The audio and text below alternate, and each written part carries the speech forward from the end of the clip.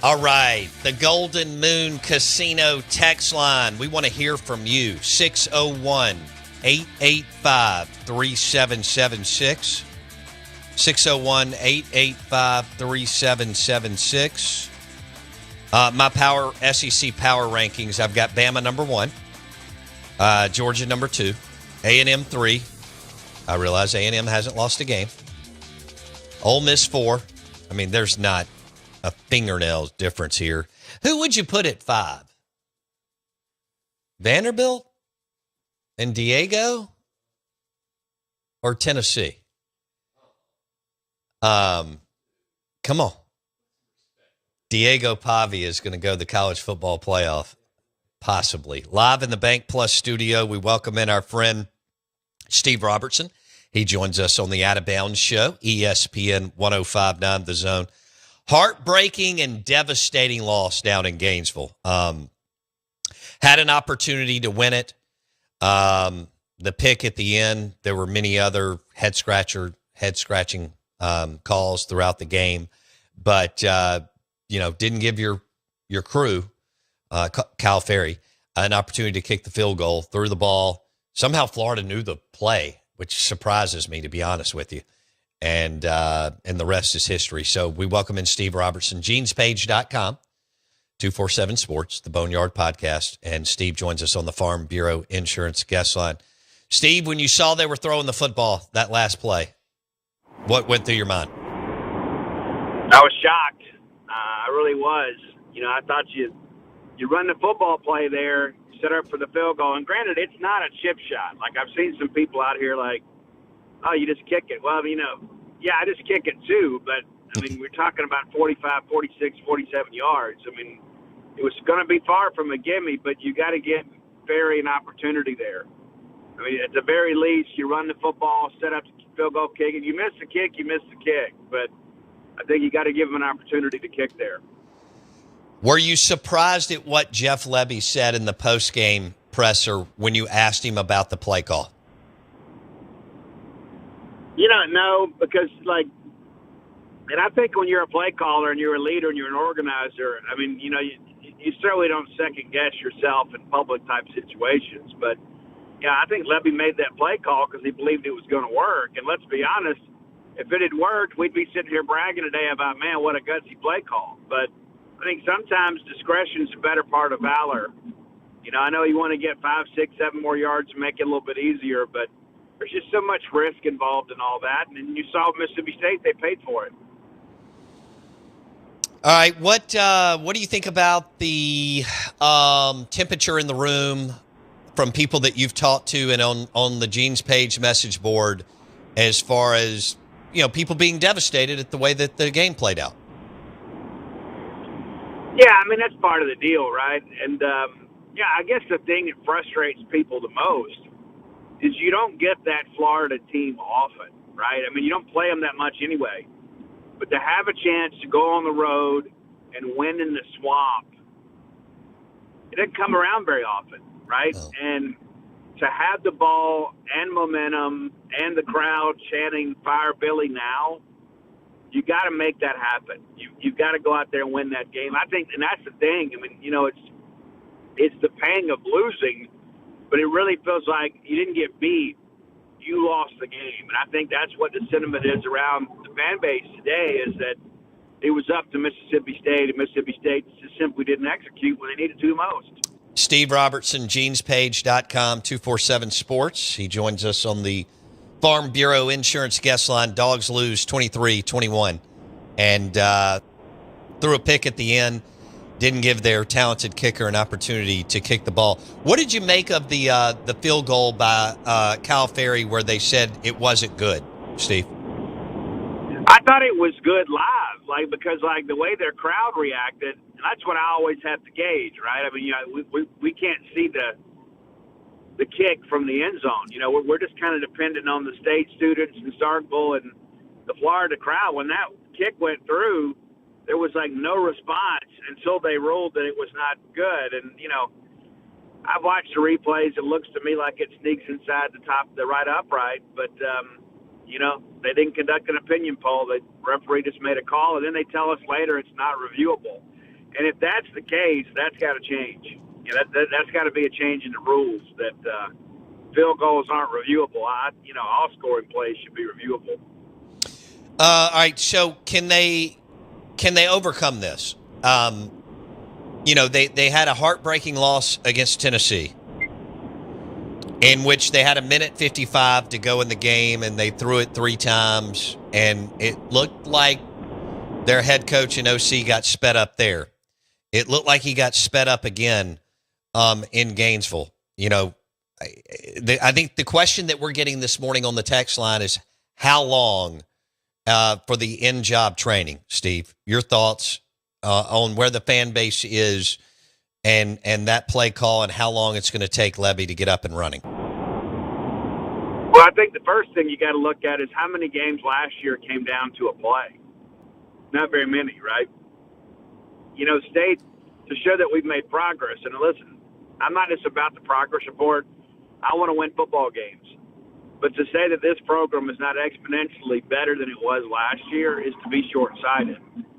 You've had 2 opportunities to beat 2 SEC perennial blue bloods this year, but Jeff's got to win those games, right? That's the thing. It's like you get so close to victory, and then you don't get it, and I think that stings even worse. And I think losing by 3 touchdowns sometimes is easier to deal with because that's not always in your control. What happened against Tennessee and especially Florida was within Mississippi State's control. And I just worry sometimes it becomes a self-fulfilling prophecy, right? Well, here we go again. Somebody somewhere has got to step up and make a big play, similar to what Vernon Thompson did in the Arizona State game, and not just think about playing to lose. State's got to go play to win and then win. And, can they make it out of this? Yeah. Most people weren't expecting them to win at Florida. And I think that's what makes it so gut-wrenching is like when the schedule came out, you're probably thinking, well, that's a loss. And then you go down there because you never know what everybody's going to look like by the time you face them. And you should have won the football game. And I think that's where the misery lies is you had an opportunity to get one more step closer to bowl eligibility and then have, almost a half dozen more opportunities to get there, and you've missed that opportunity. Steve Robertson on the Out of Bounds show. So Florida was playing 2 freshman corners and 2 other new starters in the secondary. I mean, it was all lined up. I kind of felt like it wasn't just the last play call, Steve, that Mississippi State should have been up throughout the game, at least a touchdown.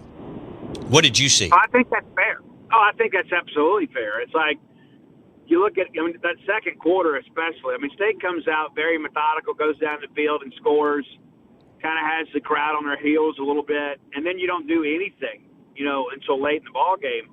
We got to manage the middle of the game better. And then you had Brennan Thompson on the post route open for a touchdown. You overthrow that.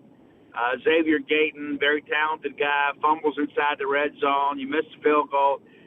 You could make a case they should have been up 10 points at the break. And I think everybody focuses on the last play because that's the last play, right? But there were so many plays in that first half where State had a chance to get separation and didn't do it. Those plays count just as much as that last one does. And I don't think that can just be washed away and just say, well, if Blake Shapen threw a pick on that play, there were so many other opportunities for Mississippi State to get some ground, to make up and put Florida, that crowd, maybe turn them into Mississippi State fans and have them chanting Fire Billy in the first half. Those are the things that I think shouldn't be lost in this conversation, is that Mississippi State should have been in control of that football game much earlier. Woo! All right, so Levy decided to run it back with Blake Shapen, and this is a big discussion on your board and on my show and everywhere else. And the bottom line is he has some mobility, but he is not a natural runner. He's not comfortable with it. He doesn't have that kind of football instinct to pull it down and go get yards. I think you have to have a dual threat running quarterback to win really anywhere now, Steve. Look at Georgia on Saturday and what Gunnar Stockton did.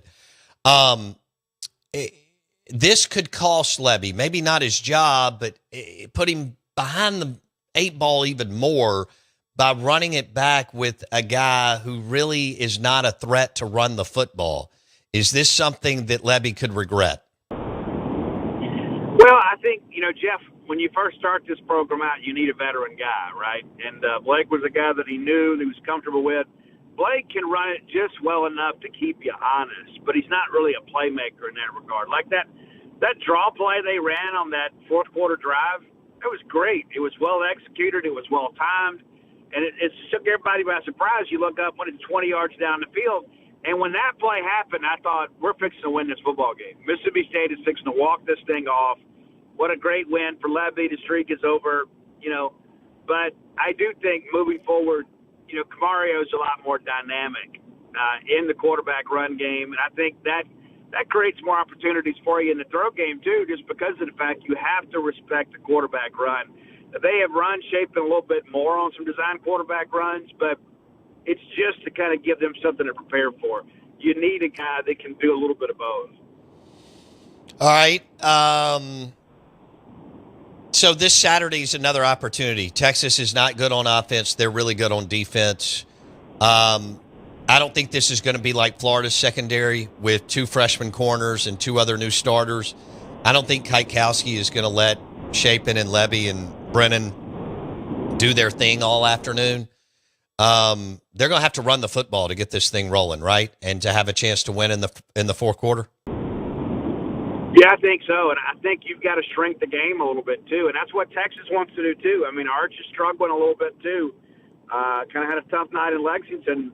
State's got to replicate that, but Texas is allowing just over 11 points a game. This may be a game you win in the teens because defensively they're absolutely elite. Offensively, it's been kind of pedestrian, which has been a surprise. But this Texas defense is for real. This Texas pass rush is for real. They got a couple guys that are game wreckers, and so you've got to find a way to perhaps make some plays in special teams to kind of shorten the field a little bit. But I don't think this is going to be a shootout. I think it's going to be a relatively low-scoring game, and I think Mississippi State needs it to be a relatively low-scoring game because I just don't think you're going to go put up 25, 30 points against that defense. No. What are you hearing on Fluff? There seem to be people chirping that he could play. He may not take the bulk of the snaps, but he could play 8-10 snaps. Booth played really well. He had his best game against Florida. What are you hearing on Fluff Bothwell? Yeah, we'll see. It's going to depend on how he responds to treatment. But I'll be honest with you, if it's only 8 to 10 plays, I sit him another week. You need him to be 100% down the stretch, and I don't think him playing 8 to 10 plays is going to affect this ball game. Okay. It could lead to a recurrence of the injury. You're asking me my opinion. I think Fluff obviously is going to be back, but if he can't be 80-85%, I think you're better rested in the rest of the week. But we'll see. I was told we won't really know until Wednesday. So no firm timeline, but. Yeah, if you had a healthy Fluff, you'd feel a whole lot better about your prospects this week. Okay. What am I missing? What else? The defense has played a lot. I know Florida's not good on offense, but they played. I thought the 2 intercept. Man, this secondary. I mean, talk about what Paul Rhodes and these guys have been able to do because this is a very opportunistic secondary that now you kind of look up halfway through the season has been able to throw up some really good interception numbers, right? In PBUs. And what's interesting about that is like early in the year, Kelly Jones was getting all these great ratings and everybody's like, well, they hadn't played anybody. Well, they have now, and nobody's completing the pass on Kelly Jones. And then you look at what Brian Lanier did. I mean, and that's the guy, too, you needed that second year, right? We talk about JUCO guys. Sometimes it takes 8, 9, 10 games. That ball game Brian Lanier had, that's probably going to be, in the event that he gets a chance with a pro team, it's going to be because of what he did against Florida. I mean, incredibly athletic play. And then, of course, the big sack, right, on that last possession for Florida. He reads it right, and he destroys DJ Lagway in that backfield. I think Paul Rhodes, Mike McIntyre kind of combined with the returning assistant coaches have made this a much more formidable defense. And the defense has played well enough to win. And I would say in every game other than save that fourth quarter at A&M. Yeah. And we've talked about that beginning of the year. We just need a defense to be good. I think they're between good and really good. They're not an elite defense. They don't get to the quarterback quite enough. But This is a defense that can win you games. We just need the offense to carry their weight.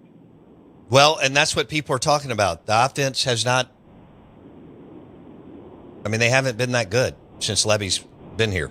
Now, I understand Shapen got knocked out against Florida last year, and you had to play a freshman in Michael Van Buren.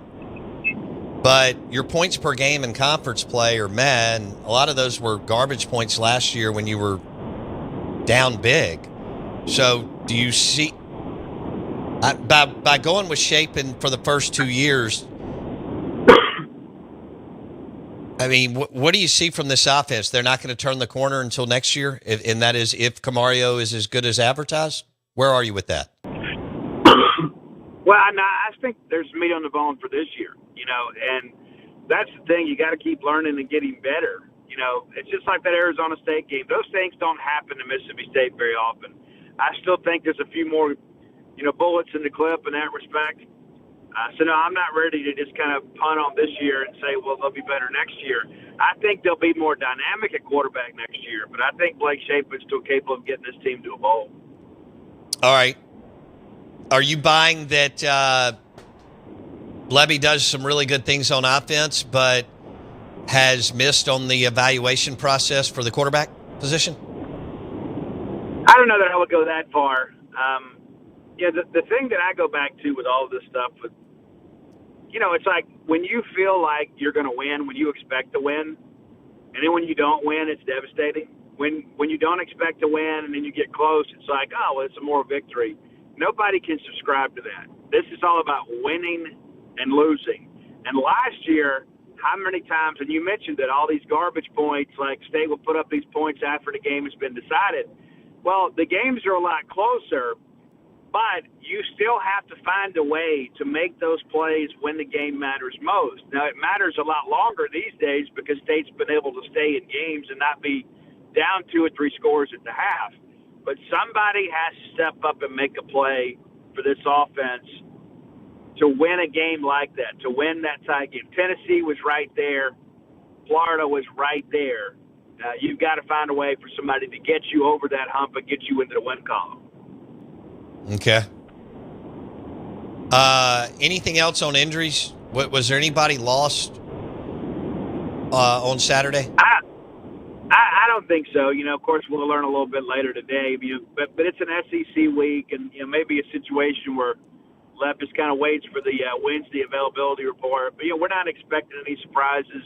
But I think State went down to Gainesville with about as healthy as you could be at this point in the year, say fluff. And so I think in that respect, things have kind of worked in their favor. But you got to go find a way to beat Texas.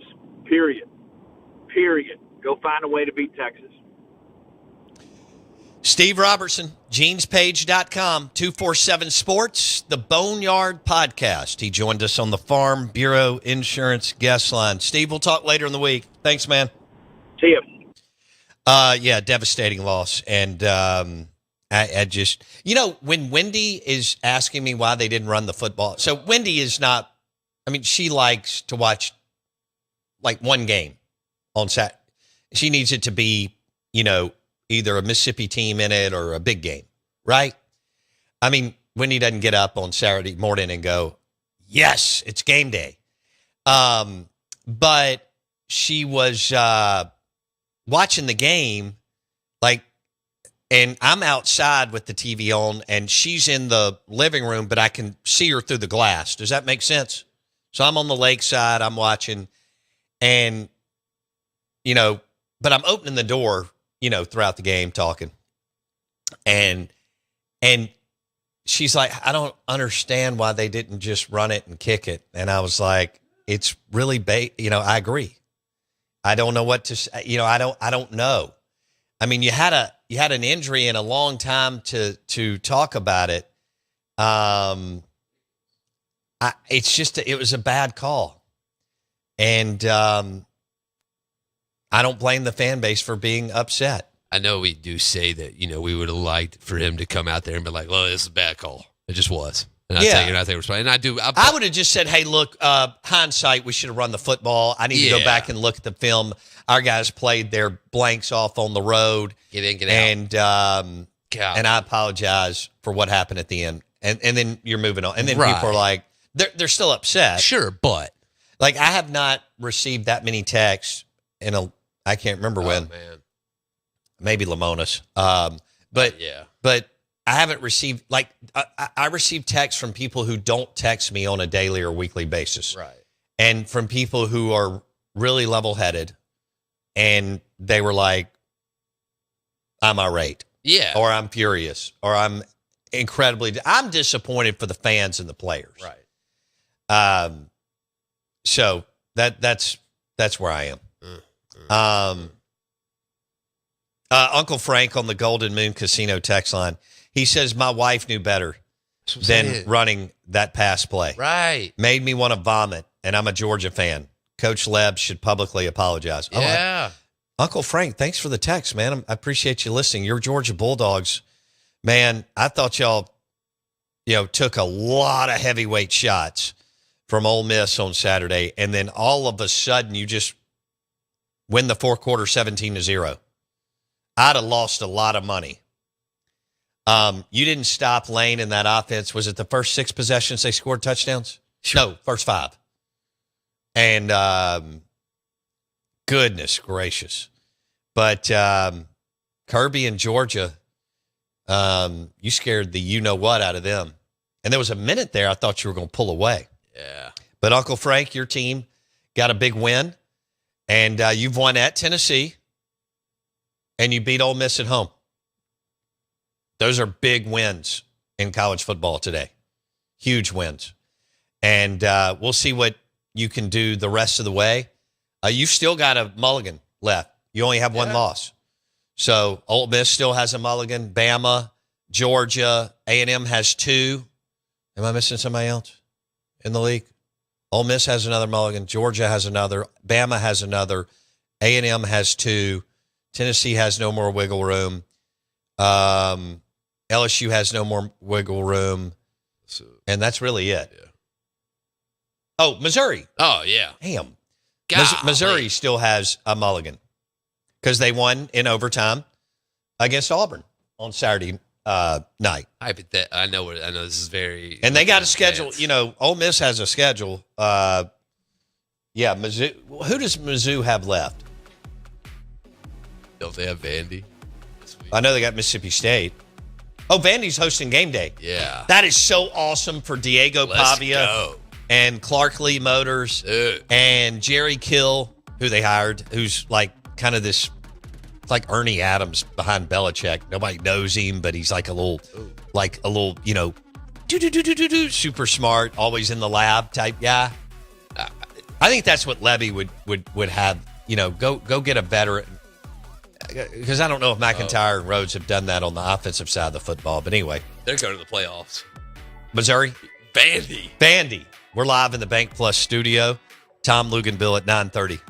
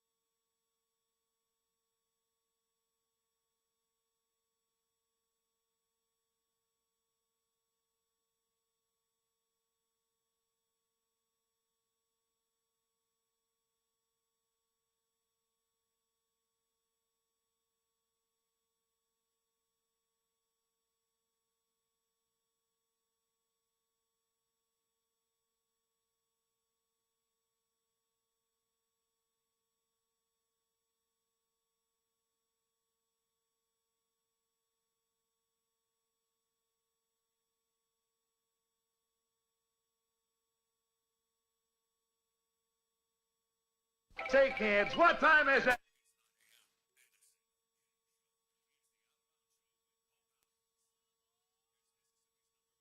KS Pickens Jackson. All systems go. Live from the Whiskey 61 Lounge inside the Bank Plus studio. Is now awarded. Live in the studio. It's the Out of Bounds Show with Low Bounds. Streaming live worldwide on the Out of Bounds radio app. And on your radio at ESPN 105.9. All set?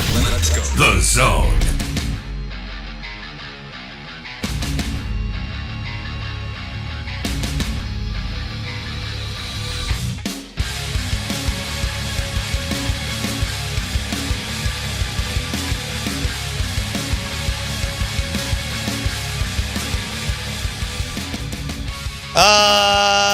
Good morning. We are the Out of Bounds Show, ESPN 105.9 The Zone. We ain't going nowhere. Oh, Billy Napier's going to the beach, baby. $21 million after making whatever he's made the last 3 years, I'm assuming right at $20 million. So he walked away with about $41 million after tax. What are we looking at? High 20s? And then whatever they spent, he's good. Condom right out of 40 plus. Did you hear that? Jackson Meadows has Hugh Freeze, James Franklin, Brian Kelly, and Billy Napier's con men. We're basically going to do this we may do it daily. I think we're going to have the biggest coaching carousel and biggest coaching search in the history of college football. We've had some big years. But Florida and Arkansas are open, and Penn State. I know Vitek and Oklahoma State and UCLA. But hell, UCLA's winning, so they may just promote that guy and keep Neuheisel as the OC. I'm not sure how that's going to look. What a story, though. What incredible. The interim bump. Good Lord. Like Cadillac Williams and Auburn a few years ago. Hey, we're streaming live on the Out of Bounds radio app. The show is brought to you by Cover Source Solutions.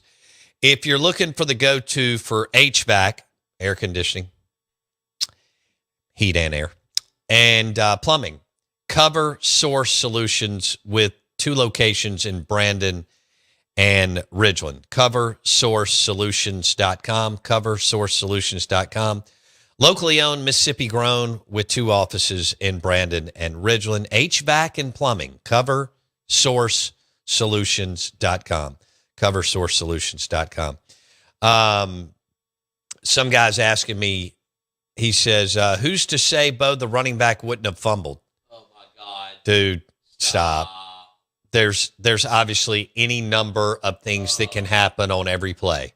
Somebody can tear their ACL. Somebody can tear their shoulder up. Somebody can have their ankle sideways. Somebody can get a concussion. Somebody can fumble. Somebody can get intercepted. Any number of things can happen. But you run the football, and you kick the ball and see if you can win. Yeah. And if you kick it and you win it, great. And if you lose it, they're disappointed. But you gave your team an opportunity to win the game.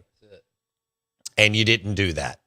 And Mississippi State fans have every right to be upset. Now, it is still a fan base that does not push and scream and fight enough to win in football.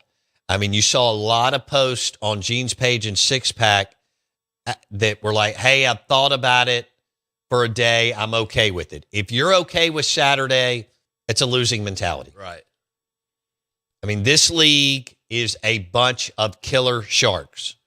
For whatever reason, you have struggled to have that mentality in football. You've had some of it in basketball. You've had some of it in baseball with Cohen as a coach. I know a lot of you don't like A.D. Cohen. You now have an absolute warlord as a baseball coach. And, I've always said if you operated like your basketball alums that you may actually win. But you make it really, really difficult in football. But, yeah, if you're okay with it, probably just need to look towards basketball season. Yeah. Yeah. I mean, that's fine. I guess. But if you're not okay with it, that's a good thing. It comes down to commitment quotient. The more pressure you put on your administration to win, the more you win. That's what happens at Bama and, Georgia and other places. And Ole Miss has decided that, they're committed. They want to win. They're about to offer Lane right at $12 million a year, and they're going to try to keep him in Oxford and away from Gainesville. We'll see when LSU opens up. Who knows what's going to happen, but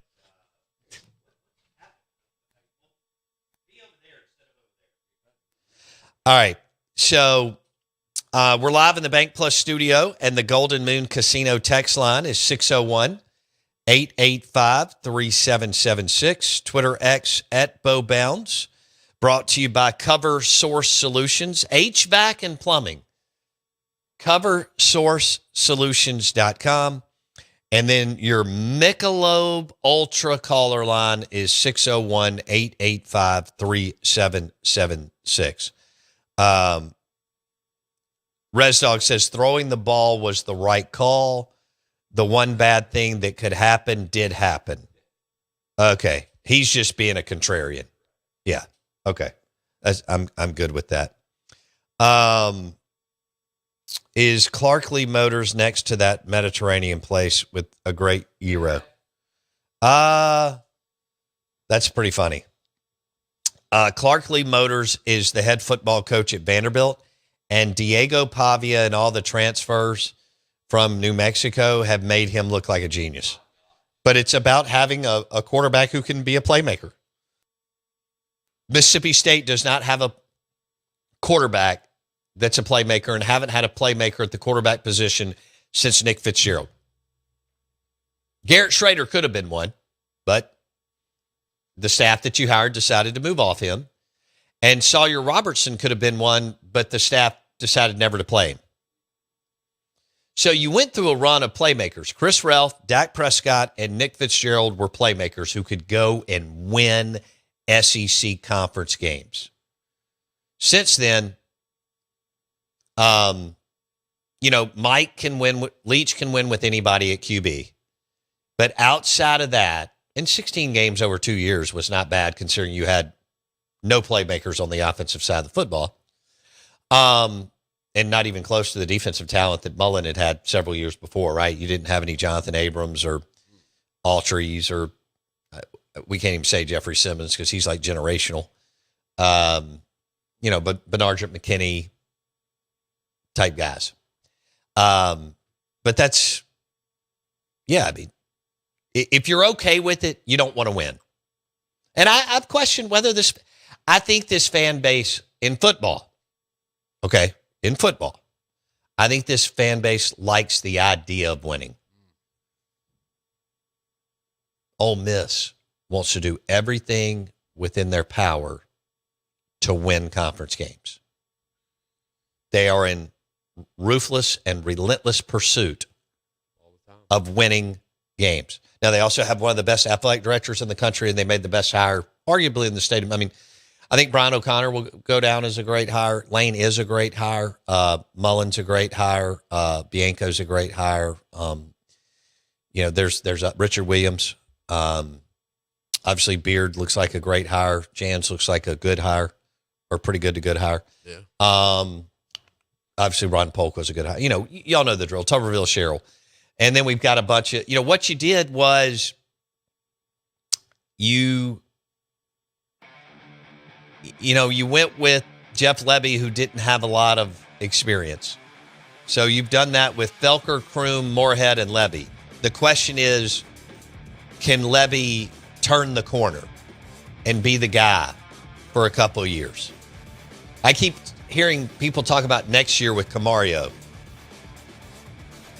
That's a losing dude. You got games this year. Vanderbilt's put themselves in position to be a college football playoff team faster than you're winning a conference game. What are your expectations? I think you got to set the bar higher. Tom Luganville at 9:30 on ESPN 105.9 The Zone.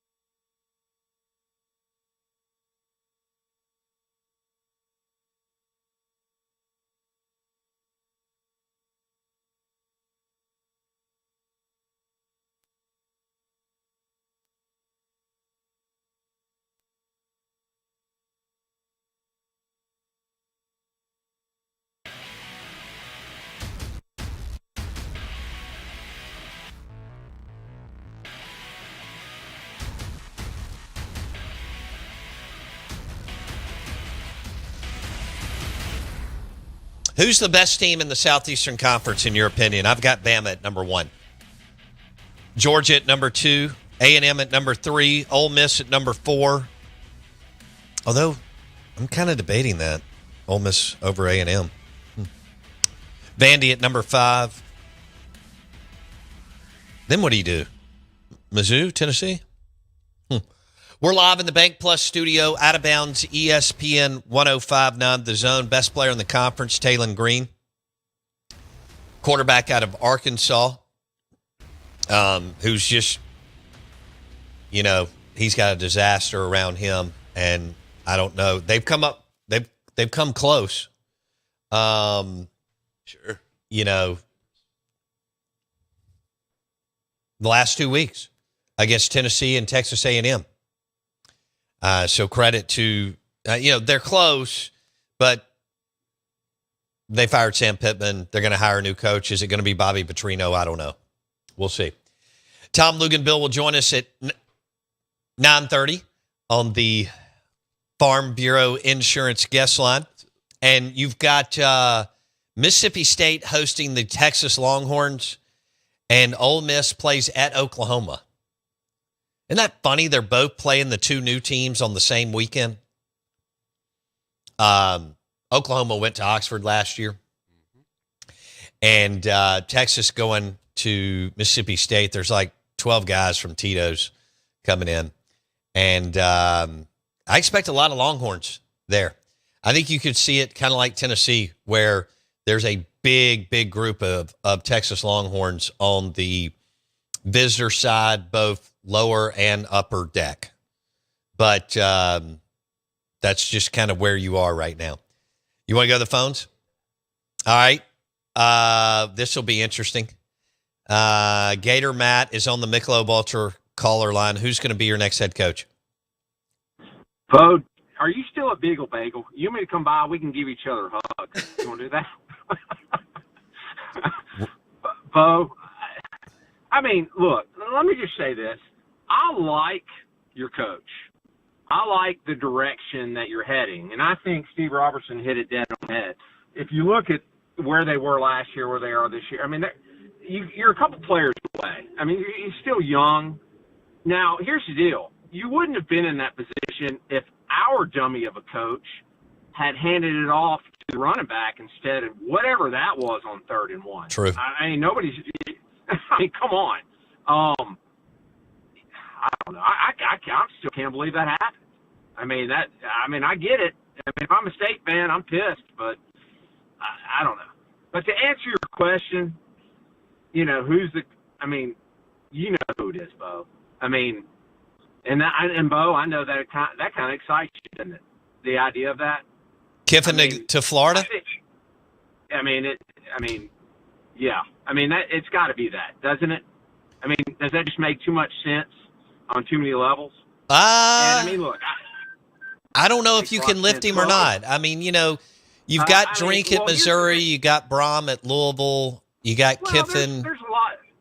Great options, sure. But if you're Ole Miss, if you're Kiffin, why haven't you extended them or given them more money? Why hasn't that happened? I don't know. I mean, but who knows? But look, I think there has not been a for sure home run hire in the last 20 years off of any school more than Kiffin to Florida.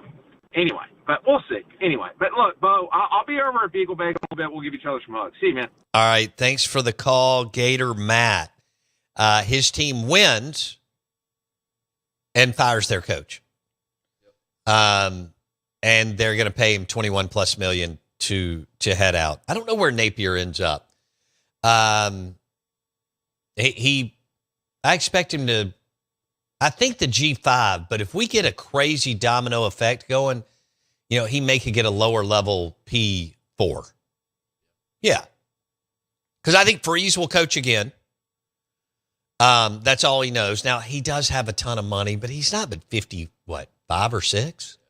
So I think Freeze already did that deal where, he sat out, and I would think now, 8 years later, whatever it was, that he's like, look, man, I mean, I only have so many years. I want to coach some. Oh, yeah, And he's embarrassed. I think guys like that have had success and are ambitious and confident in their, he's like, no, I'm not going out like this as someone who couldn't get it done at Auburn. So I think you could, look, man, if Shane Bieber leaves South Carolina, are you going to have a better option than Hugh Freeze? Oklahoma State, are you going to have a better option than Hugh Freeze? Arkansas, I don't know what the Rays are they just going to roll? Petrino hasn't won a game, but they played Tennessee and A&M close. Yeah. But did they go get Gus Malzahn? I'm not sure they can lift Rhett Lashley from SMU, but maybe they can. Dan Mullen tweeted at them, thank you, but no thanks, on Friday or sometime. My takeaway on Mullen is, will he have options? Yeah, but I think he loves living in Las Vegas. Really? I think he and Megan love it. They're in an unbelievable golf community. I think his kids like it. And what he told me was, I've got everything I need. And they really like this. Like, I wouldn't want to live in Las Vegas, but I get that some people, do. And it's either the fastest growing city or one of, with Nashville and a few others, right? And there's a lot to do. And the restaurant, I mean, he kept talking about the restaurants. And yeah, I mean, they're everywhere in the casinos and resorts and the golf courses. And he did say something. He said, everybody comes through Vegas. And they do. And now that you got the Raiders and the A's coming, and you already got hockey, and you're kind of becoming the sports city in America. Now, of course, you got all the sports books and everything that's going on, but you've got the Raiders, you've got NHL, MLB's coming, NBA's already got the G League there and doing other stuff there. The NFL draft was there. I was there when it was. I think Dan's like, I've made a fortune. I'm having fun. I'm going to do this for another year or two. I say that and he'll take another job, and I don't know if any of these guys know. I mean, they love to be courted. Lane loves it. If Jeff Levy was winning at a high level, Nick Saban enjoyed it. You enjoy it when somebody calls you and says, hey, this company or institution or person wants you. But there's a difference between flirting and going home and getting naked. It always has been. Okay? There's a difference in flirting at the bar and going home and clothes hitting the floor. Right? So, like Saban, what was it? 2000 and I don't remember what year it was. It's too long ago. 12, 13, 14 years ago, Texas made a strong run at him. I think there was some conversations between he and Terry. And they were like, we're going to stay at Alabama. We'll see if Lane or Drink or Brom or Dan Lanning have serious conversations with their family about Florida. And if LSU comes open, watch out. Because I think Dan Lanning would take a strong look, even though he's in a great place at Oregon. I know Lane Kiffin takes a strong look at it, even though he's in a good place in Oxford. I know Drink would take it. And I know that Brom's interesting. Louisville's his alma mater, but dude, can you say no to LSU? If you have a firm offer from LSU or Florida, or do you look at it like Louisville's my alma mater? They're pumping in more money, and the path of least resistance here compared to a 9-game schedule starting in the SEC next year is night and day. How do you look at that? We are the Out of Bounds Show. We're brought to you by Cover Source Solutions, Jackson. HVAC and plumbing. Locally owned, Mississippi grown. CoverSourceSolutions.com. HVAC and plumbing powered by Cover Source Solutions. Luganville next.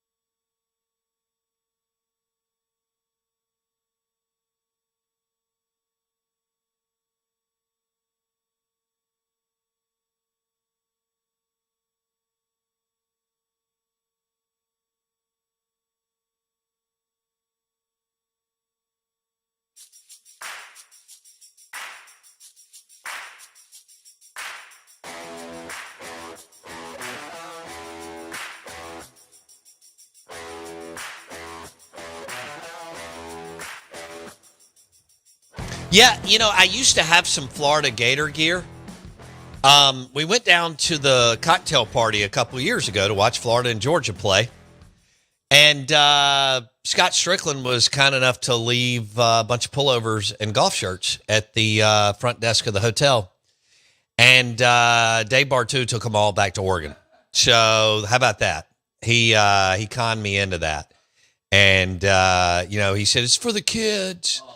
And so I had my stuff, and I wore the Florida pullover to the game, but then I gave all the gear to he had his own bag too, and he took mine too. Not cool.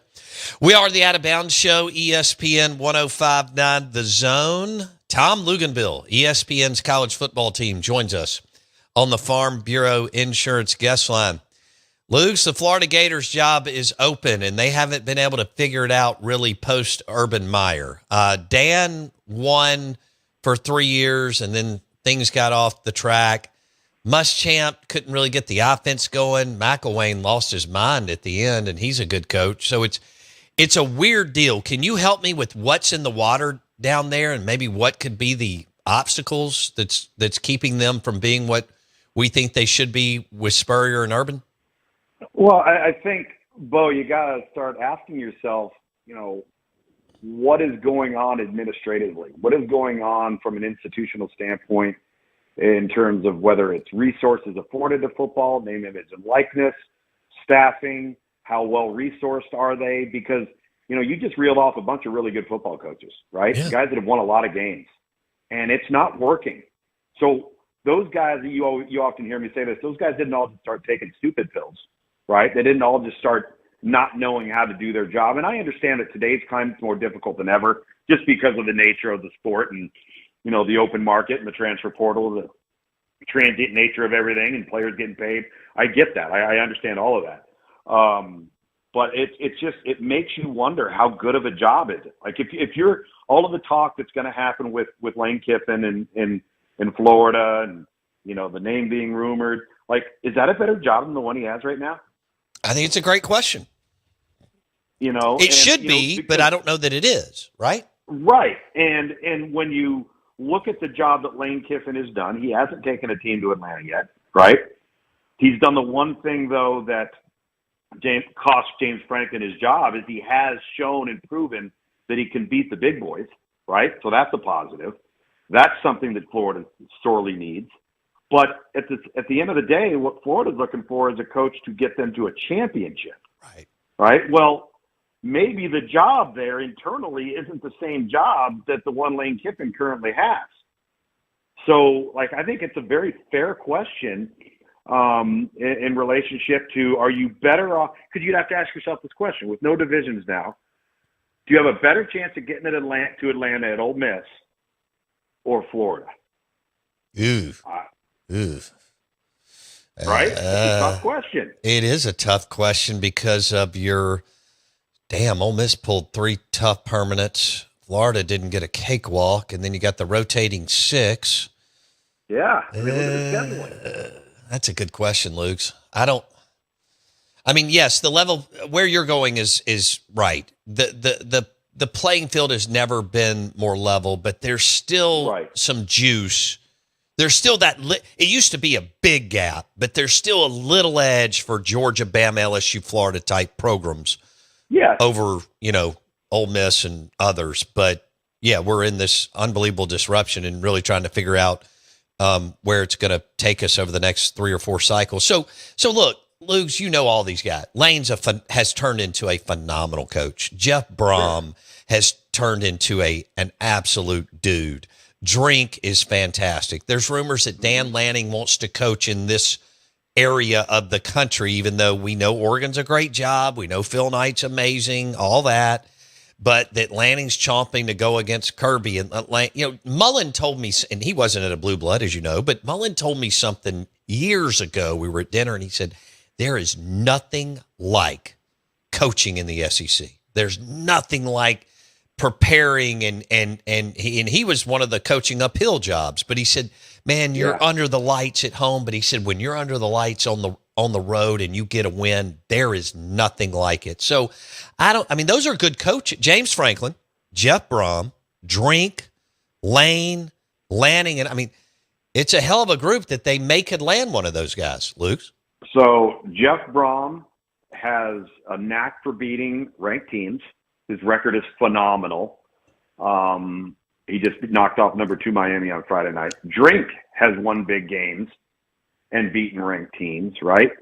Because you're looking for everything that Florida's lacking, right? Right. All right. Well, there's 2 right there with 2 different guys.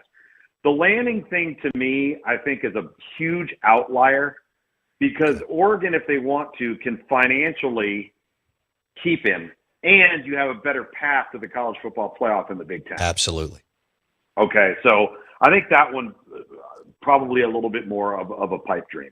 Okay. Where, why are all of these jobs, like if you are Penn State, if you are Florida, if you're Virginia Tech, how are you not backing up the truck to Clark Lee and Vanderbilt? I'm not ready to go there just because, look, he did an unbelievable job hiring Jerry Kill. Playoff, bro. We were talking about their path this morning. It's an incredible story. Yeah, it is. I know. And it's unbelievable. But I'd have to weigh Diego, the OC, and Jerry Kill coming. And look, Clark had to make that call, right? He realized he was on the ropes. I'm going to get fired. I couldn't believe they didn't fire him prior to him being able to do this. But he hired 3 coaches and brought in 6 or 7 or 8 players, and it's unbelievable. All right, so that's what happens. But that's what happens when you make the right choices. And if you make the wrong choices, right, you can be in serious trouble. Yeah. Well, all right, I want to talk about that. Having a dual threat quarterback today. So when you and I were growing up, you started at quarterback for Georgia Tech. You won a national championship, JUCO. You know about the position. You've played it, you coached it, and all that. So when you and I were growing up, you could be a statue, and you could win. Yes. Today, even in the NFL, they want you to have some wiggle and some mobility. And I don't mean you have to be Lamar, okay, when I'm talking about this for any level, NFL or college. I'm just talking about the ability, as you know, to extend plays and go get at least a few yards here and there. Talk about today now, Georgia and Gunnar Stockton making plays at a Georgia, a blue blood that usually played with the statue. Bama has made that switch under Kiffin years ago with those guys. LSU's kind of running into a problem that he may not be quite mobile enough. Same at Penn State. I mean, how important today is it to have a threat to run the football from the quarterback position, Luce, and play 11 on 11? Austin Simmons hasn't gotten his job back. Exactly. So it changes everything. You talk to any coach in America defensively, and they will tell you. I can remember having a conversation with Nick Saban several years back. I think we were getting ready for the Citrus Bowl between Alabama and Michigan, and we were having a conversation about evolving and this and that. And he goes, I finally got sick and tired of chasing these guys around on defense, and told our staff, why don't we go get one? Like what are we doing, right? And so it takes a toll on you because the play's never over. When you think you have a negative play, you may not. And it forces you to play 11 on 11. When you've got a statue back there, you're playing 11 on 10 because you're not worried about any of that stuff. You're worried about the running backs. You're worried about protection, worried about passing game. But now you got to worry about the creative plays, and you got to worry about the designed runs and all of those sorts of things. And you're right. You make a great point. You don't have to be Lamar Jackson, but you've got to be able to create a second chance. Mm-hmm. You've got to be able to every now and then pull a rabbit out of the hat and extend the play and avoid a 7-yard loss. And even if you just got a 2-yard gain, now you're net 9, right? I mean, you look at that, and that is a huge, huge win. And even somebody like Ty Simpson, who may be the best quarterback in college football right now, he's an athlete, and he can create and make plays with his legs. And that's why Alabama rarely has negative plays on offense right now. Right. That's what so I thought Gunnar Stockton was even more mobile than I thought. You're right on Trinidad Chambliss. The dude can move. And he continued to bail Ole Miss out of bad situations on Saturday. And obviously they dominated that game for 3 quarters on Saturday. And you mentioned Ty. He can move around. He really can. Diego, I think Taylon Green's the best player in the conference, but he just doesn't have the right team around him. So let's go to Blake Shapen. Blake's got some mobility, but it is not a natural instinct for him to understand how to pull the ball down and go get yards. I don't know if it's just not in his repertoire or if because he's gotten hurt so much, he's not comfortable with it. I don't know. But not having a threat from that position it is a detriment, Luke's. And I'm honestly surprised that Levy ran it back with Shapen after he was hurt last year, knowing that they had plenty of money. They're waiting on Kamario Taylor. I almost think I'm surprised Croman-Hawk hasn't gotten a look because maybe he's a more refined Nick Fitzgerald. Maybe he's not. Yeah. But tell me what you see and how it handcuffs you if Shapen can't allow you to play 11 on 11.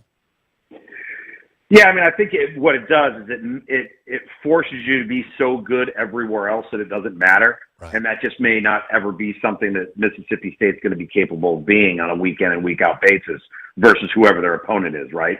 I mean, if you're lining up out there and you're Jacob Coker and you got the likes of Calvin Ridley and Jerry Jeudy and, whoever else, and you got, Derrick Henry in the backfield, okay, well, you can get away with that. And, listen, I got to be honest with you. I thought they had one in last year's freshman. The kid that's at LSU now. Oh, yeah, Michael Van Buren. Michael Van Buren is a good player, man. And so that kind of surprised me. And he could do all of those things that you're talking about right there. And so, yeah, I think it puts strain on you. And, and Jeff Levy's been at places and certainly some of his time there in Oklahoma where he's seen the difference between the two, right? And the athleticism and what that brings to an offense. And maybe that's not really what he wants to be. Maybe he doesn't want to have heavy quarterback run or be quarterback dependent with the guy and his legs. The play call at the end of the game, I know you saw it eventually over the weekend. I mean, everything, you just got to run the football there and give your team an opportunity to kick the field goal and win, right? I think so, yeah. And it's easy to sit here and second guess all of this. I did think that was an error in judgment. And it happens. It happens to everybody across the country. And then when you lose, it gets so magnified. And rightfully so. That's the nature of the profession. That's the nature of the sport. It's just unfortunate to see it happen because these guys work so tirelessly on their in-game decisions and scenarios and situations that when you have one like that, it just gets frustrating. All right. As you look around the league, like Georgia Ole Miss was one of the better games of the year. Did you think so too? Yeah, I did. I thought it was unbelievable. And the fourth quarter to me, we always hear about coaches talking about closing out games, right? Finishing games. That fourth quarter by Georgia was as good an example of that as I have seen in recent memory. There were 3 offensive series for Georgia in the fourth quarter alone that amassed 31 total plays. Like that is textbook finishing football. And that was the difference in the game.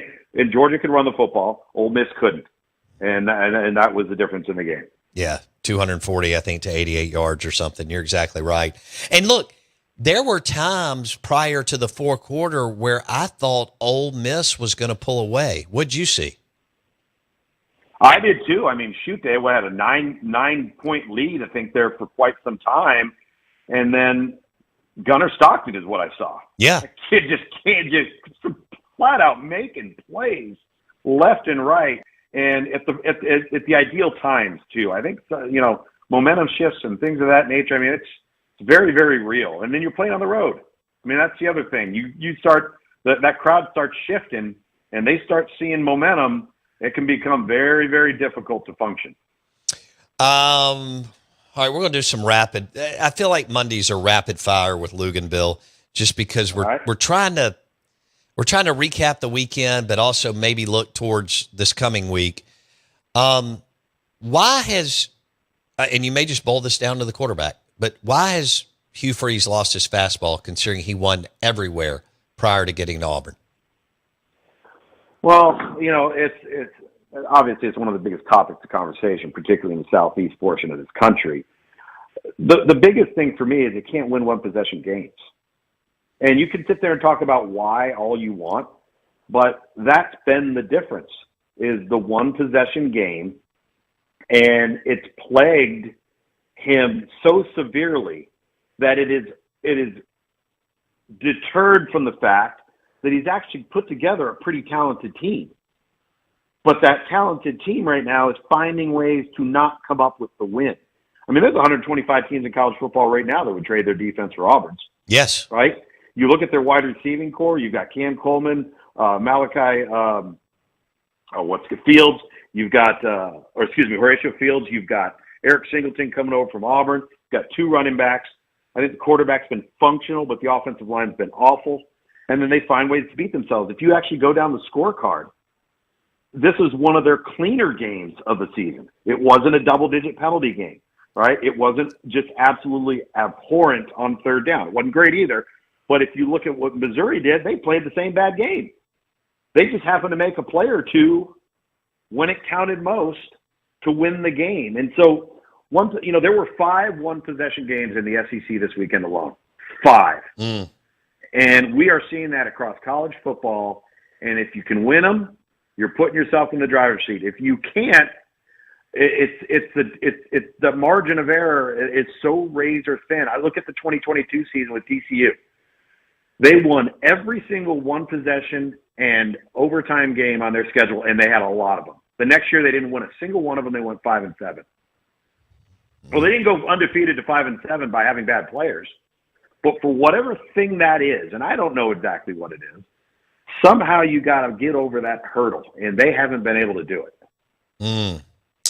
All right, I don't think you don't always comment on this, and I don't blame you with being tied in with ESPN, but this is going to sound correct. I don't think Auburn's going to have an opening, Kentucky's going to have an opening, and I think LSU's going to have an opening. And I know that may sound nuts that LSU's going to have an opening. I just don't think they're going to get through A&M and Bama. And I think here's where I go, Luke. When other booster groups see what Penn State's done, right, wrong, or indifferent, and they're kind of not in where the space they want to be in, the zip code or the street, then they tend to all get together and go, well, if they did it, then we need to do it. To me, this has a domino effect on other rich booster groups, especially in the SEC, seeing what Penn State. Do you buy into any of that I'm throwing out? Yeah, absolutely. And now the question is, are you resourced like Penn State is? Right? I mean, that's the thing, is like Florida State is not right now. No. I mean, if they make a move, it's going to be well over $100 million, right? Between the buyouts, the firings, and the hirings of the next group. So they don't have that money right now. And so, like, how do you come up with it if you want to make a move? And everybody's in this rat race because they're worried about the transfer portal. They're worried about early signing period. They're worried about hitting January running, all of that sort of thing. And I get it. I mean, I totally understand that. But, man, I'm telling you what, man, these dollar bills are starting to pile up. All right, let's go to Ole Miss at Oklahoma. Frame this one up as you look at this matchup. Do you expect a close game? Who has the edge? And what are you really looking for between the two teams this weekend as Ole Miss goes to Norman? Well, I do think that it's going to be a very competitive matchup. I think back-to-back road contests in Athens and Norman is going to be difficult on anybody. I think Ole Miss has the better team. It'll be interesting to see if Oklahoma can, and I've said this several times on your show, and they actually did the best job of it last week versus a reeling South Carolina team right now, is can Oklahoma run the football effectively without John Mateer's help? And if they become so one-dimensional that everything's about John Mateer and the circus act and running around and making plays on the move, that's a little too chaotic for my taste. I think that gives Ole Miss an advantage. But Ole Miss now has to find out, can they respond off of last week, right? This is a response game. And the good news is you don't have a gimme. You actually have somebody that gets your attention, which I think helps in game plan preparation. Okay. All right. So, and will Ole Miss be able to run the ball against Oklahoma? Well, they couldn't run it against Georgia. No. At all. And I think and Lane wants to run the ball. They sure. want to be a run-first power team, and then everything else comes off of that. But they're going to have to get after it on the ground, and they're going to play an Oklahoma team that can stop the run. Now, Oklahoma didn't play great against the run against Texas. And like I said, South Carolina's kind of reeling right now. But that'll be interesting to see that matchup in the trenches. I want to hit one more. Texas at Mississippi State. I mean, it's going to be a tough one because as bad as they are on offense, Kwiatkowski and that defense is nasty. I got about a minute here. What do you see in this matchup? Does State have a chance to pull the upset? I think so because they're at home. I think it's a very difficult place to play. And Texas cannot create any type of sustained consistency on offense. They are Jekyll and Hyde. They are up and down. They are peaks and valleys. I think that's just the kind of year they're going to have on offense. If Mississippi State cannot turn the ball over, not be heavily penalized, utilize that home crowd, sustain some drives, I think it could be a very good football game. Texas has shown us that. I mean, Texas just went on the road at Kentucky and literally got outclassed in every facet of the game. Kentucky had 395 total yards, and Texas had 179. Texas had 47 yards rushing and won the game. Oh, Unbelievable. Hey, that was good. Rapid Fire with Tom Luganville with ESPN. Thanks, Lugs. We'll talk next week. You bet. Thanks, buddy. Fast breaks, buzzer beaters, and block parties are back. The NBA season is here, and Underdog Fantasy is where the action lives. Playing on Underdog is easy. Just pick whether your favorite players will go higher or lower on stats like points, rebounds, assists, or steals. Get your picks right, and you could win up to 5,000 times your cash. This week on Underdog, I'm rolling with Giannis for higher than 26.5 points and Luka for higher than 8 assists because you know those guys are going to fill up the stat sheet. So download the app today and use promo code OUTOFBOUNDS to score $100 in bonus funds when you play your first $5. The promo code OUTOFBOUNDS, Underdog. Make picks, win money. Must be 18 and older, present in Mississippi. Terms apply. See assets.underdogfantasy.com/web/play and get terms _DFS_.html for details. Concerned with your play? Call 1-800-GAMBLER or visit www.ncpgambling.org. Underdog is fun. Flip. It's easy. Bank. Download the app. The promo code's Out of Bounds. Underdog, make picks, win money. Underdog, make picks, win money. Download the Underdog app today. The promo code, that's easy, Out of Bounds. Promo code Out of Bounds. All right, that was a good show today. Let's go lunch today. Let's go for the chicken fried chicken at Burgers Blues Barbecue, B3 in Dogwood, Flowwood. That's their blue plate's amazing. You can get a smash burger and go with some onion rings. But the chicken fried chicken blue plate, Burgers Blues Barbecue, B3 Dogwood, Flowwood. We'll see you tomorrow.